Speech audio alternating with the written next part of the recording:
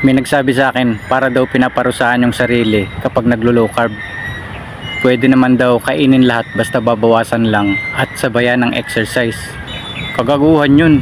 Dahil kahit anong exercise mo, kung di naman okay yung kinakain mo ay wala rin.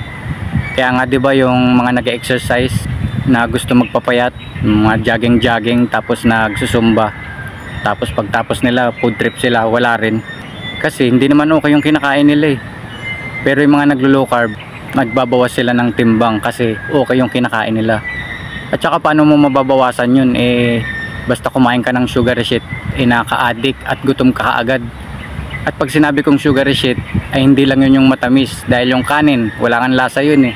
Tapos yung noodles, maalat pa nga eh, pero converted siya sa sugar.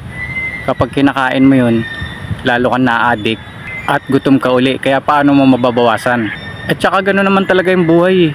Pag nag-enjoy ka now, magsasuffer ka later, di ba?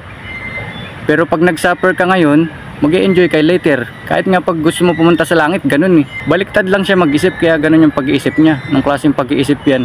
Mas mabuti pa nga yung baby. Pag ganun siya, alam niya na kailangan niyang sumipsip ng fucking black nipple. Wake the fuck up.